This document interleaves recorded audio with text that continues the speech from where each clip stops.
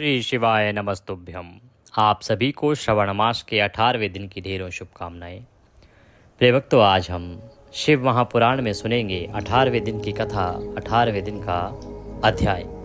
कल के अध्याय में आपने सुना कि किस प्रकार से भगवान शंकर और माता सती के बीच में वियोग आरंभ होता है, किस प्रकार से भगवान शंकर माता सती को त्याग देते हैं जब वो उन पर विश्वास न करके, उनकी बात न मान के भगवान रामचंद्र की परीक्षा लेने जाती हैं और उसी क्षण उन्हें त्याग दिया जाता है।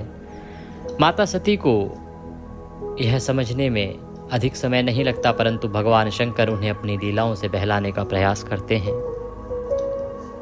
कि किसी प्रकार से उनको दुख ना हो, आहत ना हो। और उसके बाद वो अपने धाम में आकर एक लंबी आराधना में लग जाते हैं, योग में लीन हो जाते हैं। माता परेशान हैं कि भगवान कब योग को पूर्ण करके उठेंगे तो वो उनसे बात करेंगी। अनेकों वर्ष व्यतीत हो गए, तब अचानक से भगवान की योग निद्रा टूटी, भगवान का योग पूर्ण हुआ। माता दौड़ी दौड़ी चली आई प्रभु के दर्शन करने के लिए। प्रभु ने कहा, यहाँ बगल में नहीं, सामने बैठो। सोचो उस महिला को कितना बुरा लगेगा अगर किसी का पति कहे कि तुम यहाँ बैठने का हक खो चुकी हो। उस दर्द को महसूस करने का प्रयास करो, क्या बीती होगी मां सती पर। इस प्रकार से दोनों के बीच में वार्तालाप होती हैं और इसमें कुछ जो विद्वान हैं जो कहते हैं कि भगवान शंकर और माता सती के बीच में वियोग हुआ था, दोनों अलग अलग हो गए थे। परंतु जो विद्वान जन हैं, शिव महापुराण है इसको लीला वियोग कहता है। शिव महापुराण कहता है कि वो दोनों तो अपरंपार शक्तियां हैं, वो इस सृष्टि में संपूर्ण चीजों को बनाने वाले हैं। ये जो माया है ना, वो माया उन्हीं के द्वारा बनाई गई है, तो वो तो केवल लीला कर रहे हैं। और लीला में इस प्रकार की घटनाएं घटित हुई हैं तो वो लीला वियोग है। असल में माँ जगदम्बा और भगवान शंकर के बीच कभी किसी प्रकार का कोई वियोग हुआ ही नहीं। आइए आगे का अध्याय आरंभ करते हैं। आपसे निवेदन है कि कृपया भगवान की पुराण के इस वीडियो को कृपया एक बार लाइक अवश्य कर दीजिएगा। कमेंट बॉक्स में अवश्य लिखिएगा जय शिव शंकर या ओम नमः शिवाय। भगवान शंकर की कृपा आपको अवश्य प्राप्त होगी। आप देख रहे हैं देवभूमि ज्योतिष संस्थान का प्रतिष्ठित यूट्यूब चैनल देवभूमि धार्मिक। हम यहाँ पर सभी व्रत और त्योहारों की सही शास्त्रीय जानकारी प्रदान करते हैं। यदि आप सही जानकारियाँ पाते रहना चाहते हैं, सही महात्म्य कथाएं सुनते रहना चाहते हैं, तो कृपया अभी चैनल को सब्सक्राइब कीजिए और बेल आइकन को प्रेस कीजिए। आइए प्रिय भक्तों, आरंभ करते हैं आज का अध्याय। सर्वप्रथम पूज्य गुरुदेव के चरणों में वंदना करते हैं। गुरुर्ब्रह्मा गुरुर्विष्णु गुरुर्देव महेश्वरः, गुरुर्साक्षात् परब्रह्म तस्मै श्री गुरुवे नमः। बोले गुरुदेव महाराज की जय। माँ सरस्वती के चरणों की वंदना करते हैं। या देवी सर्वभूतेषु माँ सरस्वती रूपेण संस्थिता, नमस्तस्यै नमस्तस्यै नमस्तस्यै नमो नमः। बोली सरस्वती महारानी की जय। प्रथम पूज्य गणेश जी महाराज के चरणों की वंदना करते हैं। बोलिए गणेश जी महाराज की जय। बोलिए गौरी शंकर भगवान की जय। बोलिए श्री शिव महापुराण की जय। बोलिए श्रवण मास की जय। आप सभी दर्शकों को, श्रोतागण को मेरा नमस्कार। ब्रह्मा जी कहते हैं कि नारद पूर्व काल में समस्त महात्मा मुनि प्रयाग में एकत्र हुए थे। वहां सम्मिलित हुए उन सब महात्माओं का विधि विधान से एक बहुत बड़ा यज्ञ हुआ। उस यज्ञ में सनकादि सिद्धगण, देवर्षि, प्रजापति, देवता तथा ब्रह्म का साक्षात करने वाले ज्ञानी भी पधारे थे। मैं भी मूर्तिमान महातेजस्वी निगमों और आगमों से युक्त हो सपरिवार वहां गया था। अनेक प्रकार के उत्सवों के साथ वहां उनका विचित्र समाज जुटा था। नाना शास्त्रों के संबंध में ज्ञान चर्चा एवं वाद विवाद हो रहे थे। उन्हें उसी अवसर पर सती तथा पार्षदों के साथ त्रिलोक हितकारी सृष्टिकर्ता एवं सबके स्वामी भगवान रुद्र भी वहां आ पहुंचे। भगवान शिव को आया देख संपूर्ण देवताओं, सिद्धों तथा मुनियों और मैंने भी भक्तिपूर्वक उन्हें प्रणाम किया और उनकी स्तुति की। फिर शिव जी की आज्ञा पाकर सब लोग प्रसन्नतापूर्वक यथास्थान बैठ गए। भगवान का दर्शन पाकर सब लोग संतुष्ट थे और अपने सौभाग्य की सराहना करते थे। इसी बीच में प्रजापतियों के भी पति प्रभु दक्ष, जो बड़े तेजस्वी थे, अकस्मात घूमते हुए प्रसन्नता पूर्वक वहां आए। वे मुझे प्रणाम करके मेरी आज्ञा ले वहां बैठे। दक्ष उन दिनों समस्त ब्रह्मांड के अधिपति बनाए गए थे। पूरा जो ब्रह्मांड था उसके एक ही सबसे बड़े पद पर आसीन थे और वो थे स्वयं दक्ष। वो वहां के अधिपति बनाए गए थे, अतएव सबके द्वारा सम्माननीय थे, परंतु अपने इस गौरवपूर्ण पद को लेकर उनके मन में बड़ा अहंकार था। क्यों? क्योंकि वे तत्व ज्ञान से शून्य थे, उन्हें तत्व ज्ञान नहीं था। उस समय समस्त देव ऋषियों ने नतमस्तक हो स्तुति और प्रणाम के द्वारा दोनों हाथ जोड़कर उत्तम तेजस्वी दक्ष का आदर सत्कार किया। परंतु जो नाना प्रकार के लीला विहार करने वाले, सबके स्वामी और उत्कृष्ट लीलाकारी स्वतंत्र परमेश्वर हैं, उन परमेश्वर ने उस समय दक्ष को मस्तक नहीं झुकाया। अर्थात सभी देवगण बैठे थे जब दक्ष वहां पधारे, सभी ऋषिगण बैठे थे, तो सभी ने उनको सर झुका के नमस्ते किया, प्रणाम किया, पर भगवान शंकर ने उन्हें सर झुका के प्रणाम नहीं किया। वे अपने आसन पर बैठे ही रह गए, खड़े होकर दक्ष का स्वागत नहीं किया। महादेव जी को वहां मस्तक झुकाते ना देख प्रजापति दक्ष मन ही मन अप्रसन्न हो गए। जब महादेव जी ने उनके सामने मस्तक नहीं झुकाया तो जो दक्ष हैं उन्हें बड़ा बुरा लगा। उन्हें रुद्र पर सहसा ही क्रोध आया। वे ज्ञान शून्य तथा महान अहंकारी होने के कारण महाप्रभु रुद्र को क्रूर दृष्टि से देखकर सबको सुनाते हुए उच्च स्वर से कहने लगे।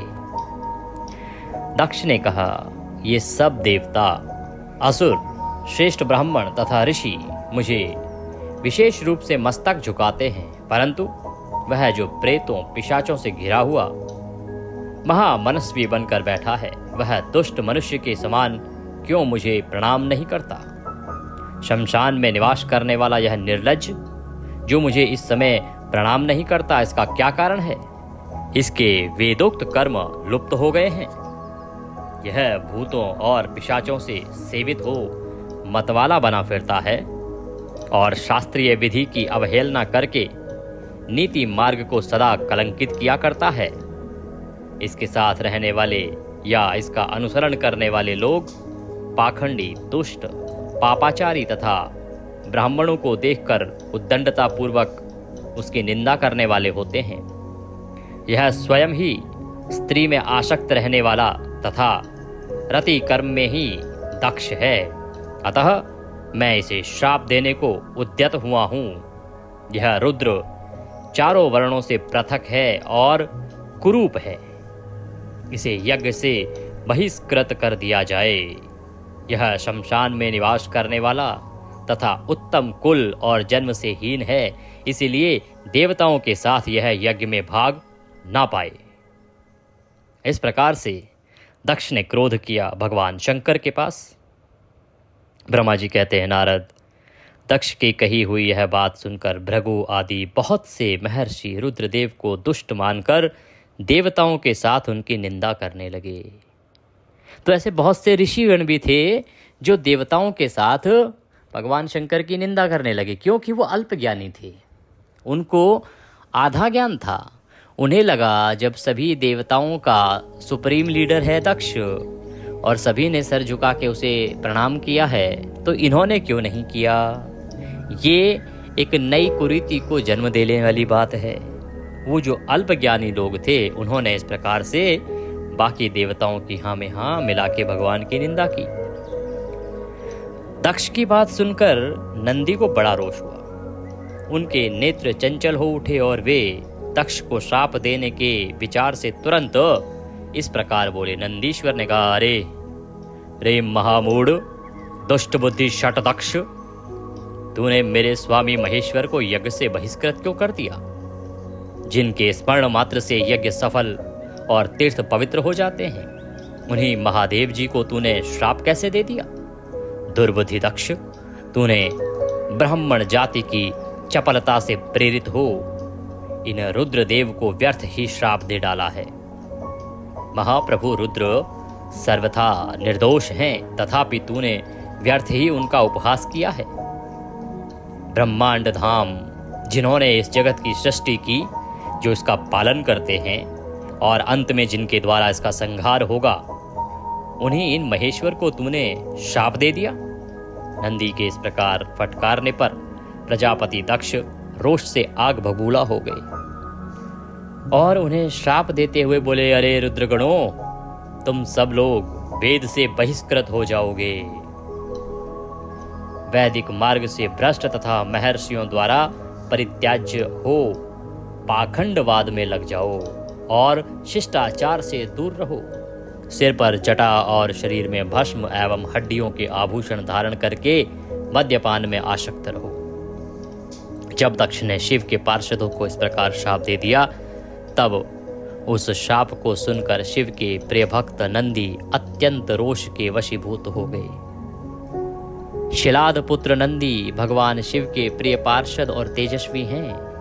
वे गर्व से भरे हुए महादुष्ट दक्ष को तत्काल इस प्रकार उत्तर देने लगे, अरे शठ दुर्बुद्धि दक्ष, तुझे शिव के तत्व का बिल्कुल ज्ञान नहीं है, अतः तूने शिव के पार्षदों को व्यर्थ ही शाप दिया है। अहंकारी दक्ष, जिनके चित्त में दुष्टता भरी है, उन भृगु आदि ने भी ब्राह्मणत्व के अभिमान में आकर महाप्रभु महेश्वर का उपहास किया है।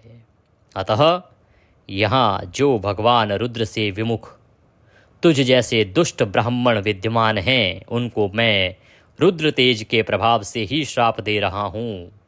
तुझ जैसे ब्राह्मण कर्मफल के प्रशंसक वेदवाद में फंसकर वेद के तत्व ज्ञान से शून्य हो जाओ। वे ब्राह्मण सदा भोगों में तन्मय रहकर स्वर्ग को ही सबसे बड़ा पुरुषार्थ मानते हुए स्वर्ग से बढ़कर दूसरी कोई वस्तु नहीं है, ऐसा कहते रहें तथा क्रोध, लोभ और मद से युक्त हो निर्लज्ज भिक्षुक बने रहें। कितने ही ब्राह्मण वेद मार्ग को सामने रखकर शूद्रों का यज्ञ करवाने वाले और दरिद्र होंगे, सदा दान लेने में ही लगे रहेंगे। दूषित दान ग्रहण करने के कारण वे सब के सब नरकगामी होंगे। दक्ष, उनमें से कुछ ब्राह्मण तो ब्रह्म राक्षस भी होंगे। जो परमेश्वर शिव को सामान्य देवता समझकर उनसे द्रोह करता है, वह दुष्ट बुद्धि वाला प्रजापति दक्ष तत्व ज्ञान से विमुख हो जाए। यह विषय सुख की इच्छा से कामना रूपी कपट से युक्त धर्म वाले गृहस्थाश्रम में आसक्त रहकर कर्मकांड का तथा कर्मफल की प्रशंसा करने वाले सनातन वेदवाद का ही विस्तार करता रहे। इसका आनंददायी मुख नष्ट हो जाए, यह आत्मज्ञान को भूलकर पशु के समान हो जाए तथा यह दक्ष कर्म भ्रष्ट हो शीघ्र ही बकरे के मुख से युक्त हो जाए। इस प्रकार कुपित हुए नंदी ने जब ब्राह्मणों को और दक्ष ने महादेव जी को शाप दिया, तब वहां महान हाहाकार मच गया। नारद, मैं वेदों का प्रतिपादक होने के कारण शिव तत्व को जानता हूँ, इसीलिए दक्ष का वह शाप सुनकर मैंने बारंबार उसकी तथा भृगु आदि ब्राह्मणों की भी निंदा की। इस प्रकार यह जो सभा जुटी थी महान ज्ञान तत्व के लिए, यह एक प्रकार का अखाड़ा बन गई। यहाँ से भगवान शंकर और दक्ष के बीच में शत्रुता उत्पन्न हो गई। कारण केवल एक, दक्ष अत्यंत अहम में डूब चुके थे, उन्हें अत्यंत अभिमान हो चुका था और कुछ ब्राह्मण भी उनकी बातों में आ चुके थे। यहाँ दक्ष ने देवाधिदेव को श्राप दिया। यही कारण है कि जब आप कोई भी यज्ञ कर्म करते हैं तो उसमें देवाधिदेव को बहुत सारे यज्ञों में स्थान नहीं मिलता है। जब नंदीश्वर ने दक्ष को श्राप दिया और दक्ष के साथ उसकी हाँ में हाँ मिलाने वाले सभी ब्राह्मणों को श्राप दिया, तो यही कारण है कि उसके बाद से जो ब्राह्मण हैं वो उसी प्रकार के हो गए। क्यों? क्योंकि ये नंदी के श्राप का प्रभाव है। नंदी कोई साधारण मनुष्य नहीं थे, नंदी कोई साधारण व्यक्ति नहीं थे, स्वयं भगवान शंकर के अवतार थे। आपने कल परसों की कथा में सुना था कि नंदीश्वर अवतार किस प्रकार से हुआ। भगवान के अंश अवतार हैं भगवान शंकर के, परम तेजों में हैं। अतः उन्होंने अपने बल से जब ब्राह्मणों को यह श्राप दे डाला तो वह श्राप कभी मिट नहीं सकता, क्योंकि वह भी नंदीश्वर का श्राप है। इसी कारण से आज आप देखते हैं बहुत से ब्राह्मणों की दीन हालत होती है। सदाशिव महादेव जी भी नंदी की बात सुनकर हंसते हुए से मधुर वाणी में बोले। वे नंदी को समझाने लगे। सदाशिव ने कहा, नंदिन मेरी बात सुनो, तुम तो परम ज्ञानी हो, तुम्हें क्रोध नहीं करना चाहिए। तुमने भ्रम से यह समझकर कि मुझे श्राप दिया गया है, व्यर्थ ही ब्राह्मणों को श्राप दे डाला।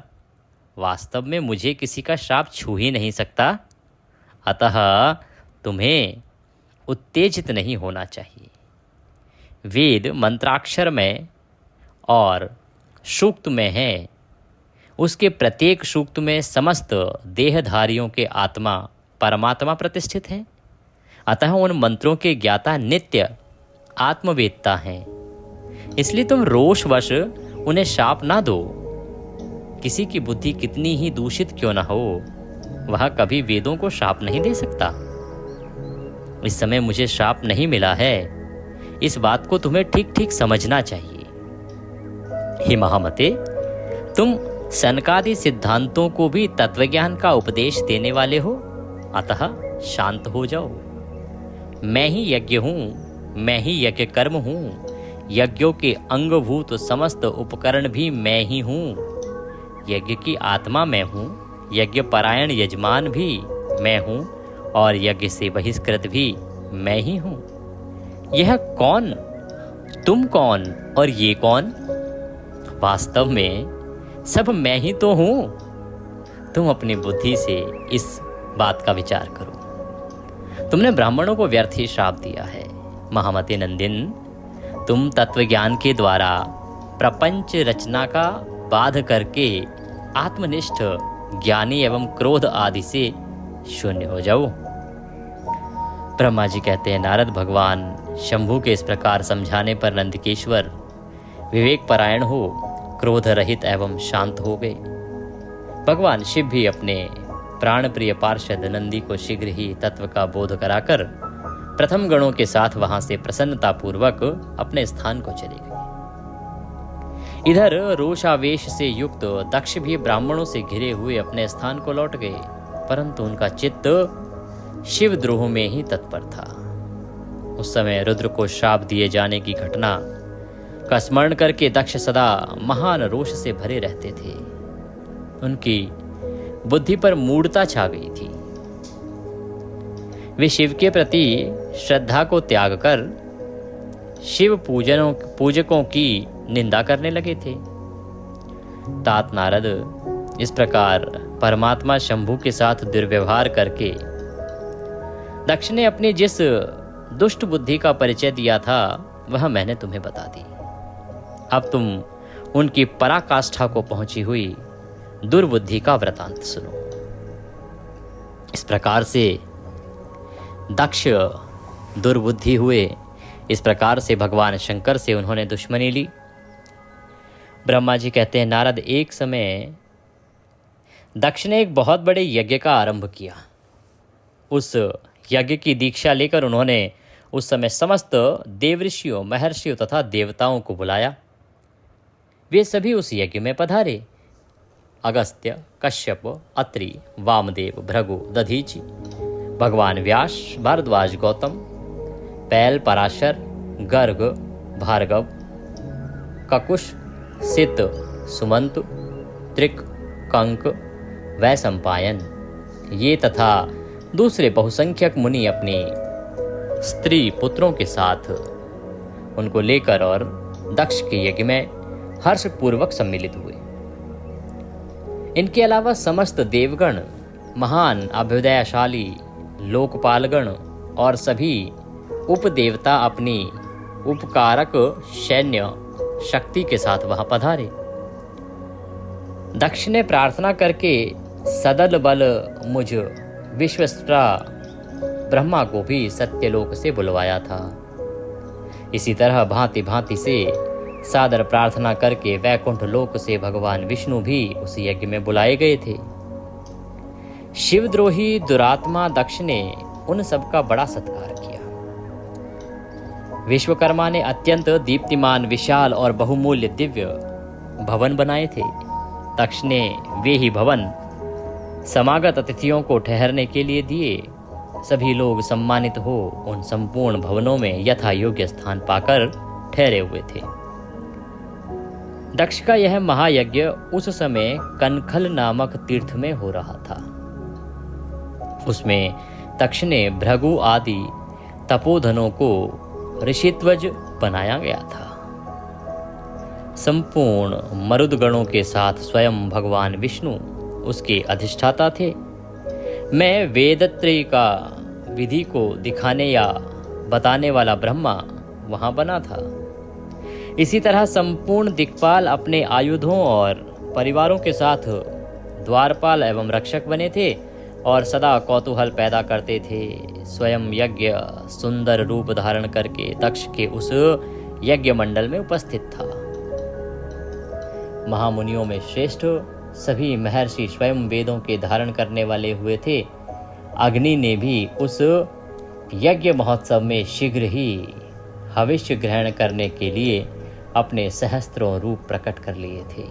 वहाँ 88,000 ऋत्विज एक साथ हवन करते थे। 64,000 देवर्षि उद्गाता थे। अधर्वयु एवं होता भी उतने ही थे। नारद आदि देवऋषि और सप्तऋषि पृथक पृथक गाथा गान कर रहे थे। दक्ष ने अपने अपने उस महायज्ञ में गंधर्वों, विद्याधरों, सिद्धों, 12 आदित्यों, उनके गणों, यज्ञों तथा नागलोक में विचरने वाले समस्त नागों का भी बहुत बड़ी संख्या में वर्ण किया था। ब्रह्मऋषि, राजऋषि और देव ऋषियों के समुदाय तथा बहुसंख्यक नरेश भी उसमें आमंत्रित थे, जो अपने मित्रों, मंत्रियों तथा सेनाओं के साथ आए थे। यजमान दक्ष ने उस यज्ञ में वसु आदि समस्त देवगणों का भी वर्ण किया था। कौतुक और मंगलाचार करके जब दक्ष ने यज्ञ की दीक्षा ली तथा जब उनके लिए बारंबार स्वस्ति वाचन किया जाने लगा, तब वे अपनी पत्नी के साथ बड़ी शोभा पाने लगे।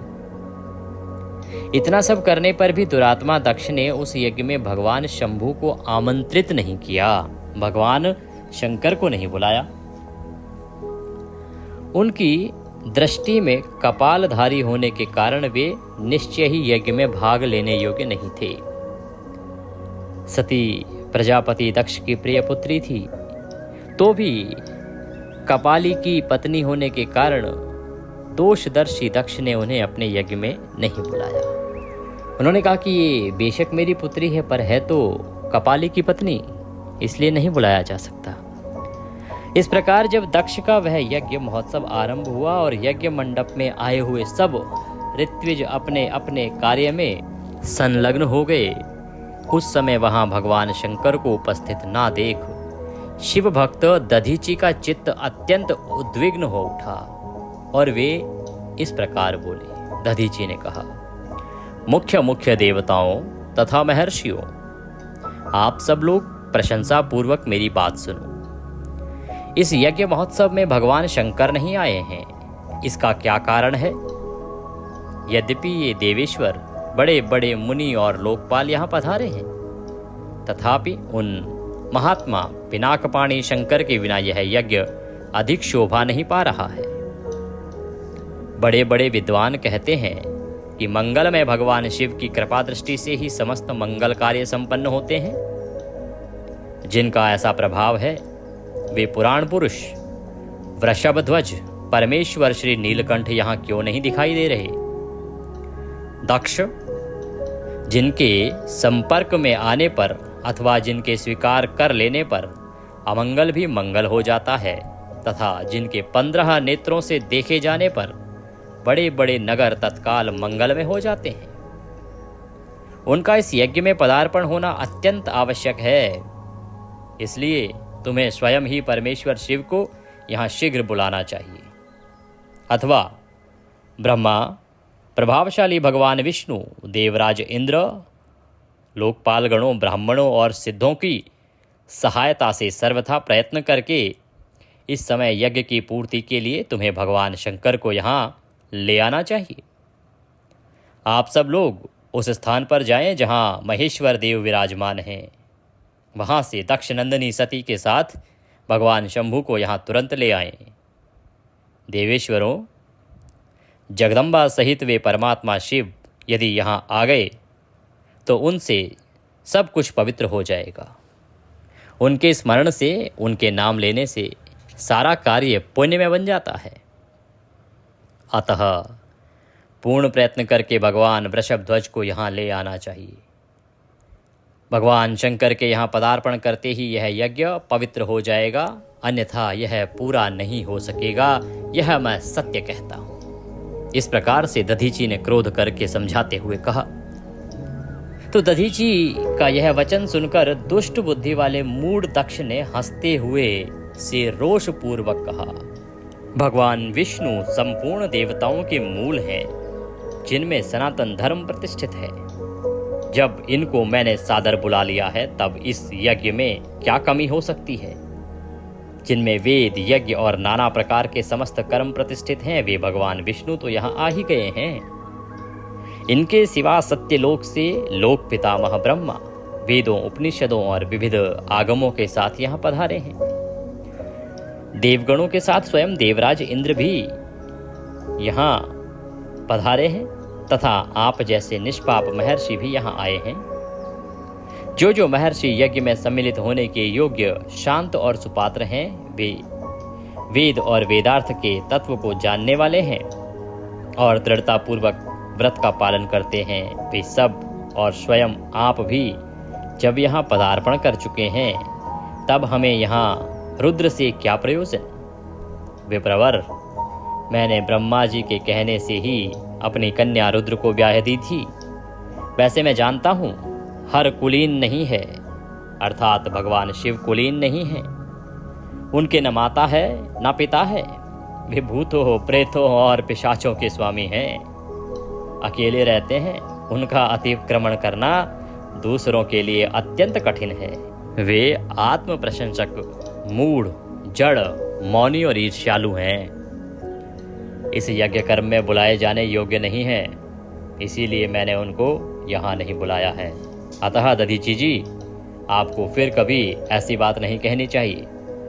मेरी प्रार्थना है कि आप सब लोग मिलकर मेरे इस महान यज्ञ को सफल बनाएं। दक्ष की यह बात सुनकर दधीची ने समस्त देवताओं और मुनियों के सुनते हुए यह सार गर्भित बात कही। दधीची बोले, दक्ष, उन भगवान शिव के बिना यह महान यज्ञ अयज्ञ हो गया। अब यह यज्ञ कहलाने योग्य ही नहीं रह गया। विशेषतः इस यज्ञ में तुम्हारा विनाश हो जाएगा। ऐसा कहकर दधीची दक्ष की यज्ञशाला से अकेले ही निकल पड़े और तुरंत अपने आश्रम को चले गए। तदंतर जो मुख्य शिव भक्त तथा शिव के मत का अनुसरण करने वाले थे, वे भी दक्ष को वैसा ही श्राप देकर तुरंत वहां से निकले और अपने आश्रमों को चले गए।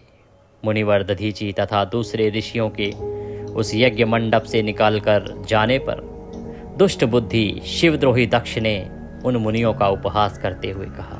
दक्ष बोले, जिन्हें शिव ही प्रिय हैं, वे नाम मात्र के ब्राह्मण दधीची चले गए। उन्हीं के समान जो दूसरे थे, वे भी मेरी यज्ञशाला से निकल गए। यह बड़ी शुभ बात हुई। मुझे सदा यही अभीष्ट है। देवेश, देवताओं और मुनियों, मैं सत्य कहता हूँ, जिनके चित्त की विचार शक्ति नष्ट हो गई है, जो मंदबुद्धि और मिथ्यावाद में लगे हुए हैं, ऐसे वेद बहिष्कृत दुराचारी लोगों को यज्ञ में त्याग ही देना चाहिए। विष्णु आदि आप सब देवता और ब्राह्मण वेदवादी हैं, अतः मेरे इस यज्ञ को शीघ्र ही सफल बनाएं। ब्रह्मा जी कहते हैं कि दक्ष की यह बात सुनकर शिव की माया से मोहित हुए समस्त देवऋषि उस यज्ञ में देवताओं का पूजन और हवन करने लगे। मुनीश्वर नारद इस प्रकार उस यज्ञ को जो श्राप मिला उसका वर्णन किया गया। अब यज्ञ के विध्वंस की घटना को बताया जाता है, उसे आदर पूर्वक सुनो। बोले शंकर भगवान की जय। इसी के साथ आज का यह अध्याय यहाँ पूर्ण होता है। कल हम आगे का वृतांत सुनेंगे, आगे की कथा सुनेंगे और अवश्य सुनिएगा, क्योंकि ये जो वृतांत चल रहा है ना, बड़ा ही रोचक तो है, परंतु आपको ये नई नई जानकारियाँ भी दे रहा है। अभी तक आपने कथाओं में सुना होगा, बहुत सारी कथाओं में दक्ष को कहा जाता है कि दक्ष तो विष्णु भक्त थे, इसलिए शंकर भगवान से चिढ़ते थे। आज आपको कारण पता लगेगा कि दक्ष ने यज्ञ में क्यों नहीं बुलवाया था शंकर भगवान को। कहाँ से हुई उनकी शत्रुता? आरंभ से नहीं थी, शुरुआत से शंकर भगवान से कोई शत्रुता नहीं थी उनकी। यहाँ से ये जो घटना घटित हुई, जहाँ दक्ष ने सोचा कि उनको मस्तक झुका के नमस्कार करना चाहिए, जो नहीं किया भगवान शंकर ने, और वहीं से ये घटना घटित होने के साथ ही दक्ष को चिढ़ हो गई भगवान शंकर से, और यहाँ से एक प्रकार की शत्रुता उन्होंने पाल ली। तो ये वो वृतांत हैं जो आपको अन्यत्र कहीं सुनने को नहीं मिलेंगे, इसीलिए आपको अवश्य ही हमारे चैनल के साथ जुड़ जाना चाहिए और इसी प्रकार से महत्व में सुनते रहना चाहिए। आज से पहले हम 6:15 बजे आपको सुना चुके हैं चातुर्मास महात्म्य। यदि आपने अभी तक नहीं सुना है तो उसको अवश्य सुनिएगा, बड़ा ही कल्याणकारी महात्म्य है, क्योंकि चातुर्मास चल रहा है और चातुर्मास में भगवान श्री हरि विष्णु के उस महात्म्य को सुनने मात्र से आपका कल्याण होता है। बोले शंकर भगवान की जय।